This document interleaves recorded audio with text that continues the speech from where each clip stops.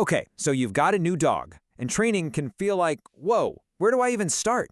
It's a lot, right? So much info out there. But here's the good news. It all really boils down to just a few simple core ideas. So in this explainer, we're going to cut right through all that noise. We'll give you the foundational tools you actually need. And yeah, that feeling, it's super common. You bring this amazing new friend in your home and it's like you're speaking English and they're speaking dog.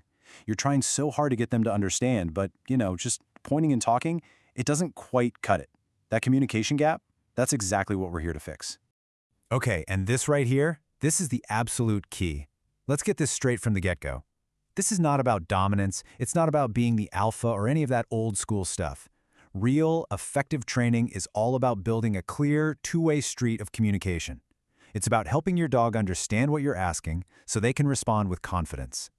So how do we build this universal language? Well, it all starts with just 3 fundamental commands: sit, stay, and come. But hold on, before we jump into how to teach them, we need to get into the why. The actual science of how your dog's brain is wired to learn.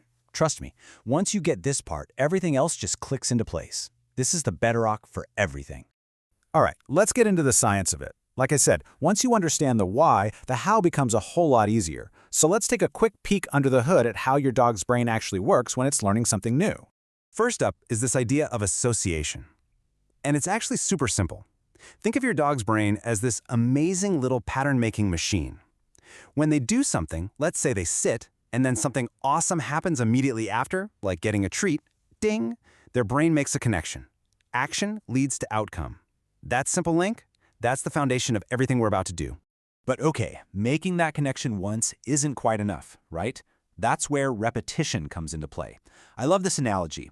Think of it like walking through a tall grassy field. The first time, you can barely see the path. But if you walk that same path over and over, pretty soon you've got a clear, well-worn trail. That's exactly what you're doing in your dog's brain. You're turning a single action into a strong, automatic habit. And what's the fuel for this whole learning engine? It's reinforcement. This is the magic ingredient. That immediate reward, whether it's a super tasty treat or just you being really excited and saying, "Good boy," that's what tells your dog, "Yes, you nailed it. That's exactly what I wanted." That positive feedback is what makes them actually want to do it again. Okay, theory time is over. With the science part down, let's get our hands dirty. It's time to get practical. We're going to walk through, step by step, how to teach those 3 big commands: sit, stay, and come, using everything we just learned. First up, sit. This is the perfect starting point. It's a pretty simple behavior, and honestly, it's the building block for so many other commands down the road. Okay, so how do we do it?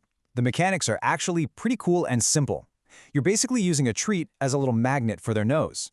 You guide that treat up and back over their head and watch what happens. Their butt naturally goes down into a sit. It's almost automatic. But the timing here is absolutely critical. You say the word sit the moment their rear hits the floor, and you reward them instantly. And this is what we're aiming for. The ultimate goal is that your dog sits just from the verbal command, sit. No treat needed to lure them. Think of that treat lure as the training wheels on a bike. It's just there to help them get the motion down at the very beginning. All right, part 2, teaching stay. Once you've got a pretty solid sit, you can start to build on it with this one. And stay is a big level up, because it's all about teaching your dog duration and really self-control. This is a huge step forward. Now, the absolute golden rule for stay is to start ridiculously small, like you want to guarantee they succeed. We're talking taking one tiny step back for just 1 second. That's it. Don't rush this. And here's a pro tip. You always return to them to give the reward. Don't call them to you, because that just teaches them to break the stay. Then you just gradually, and I mean gradually, increase the time and distance. So what's the real goal here? It's not just about them freezing in place for a bit. The real goal is for your dog to stay in that position until you release them with a special word like "okay" or "free."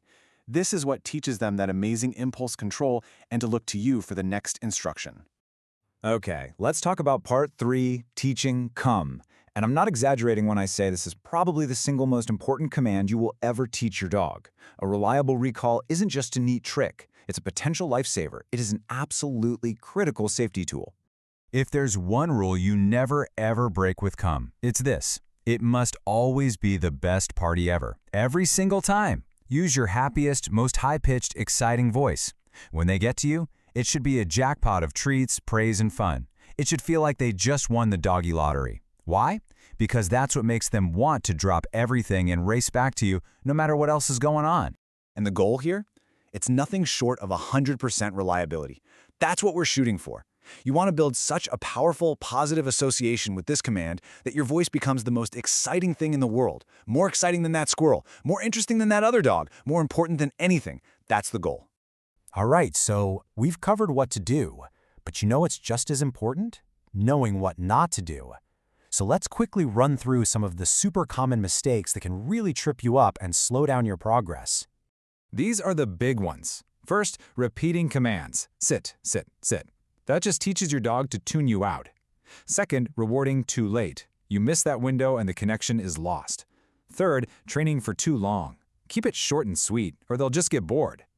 Fourth, and this is a huge one, never ever use calm to punish your dog. You will poison that word forever. And finally, skipping practice. You gotta be consistent, otherwise those habits just fade away. Okay, so as we start to wrap this all up, let's just zoom out for a second.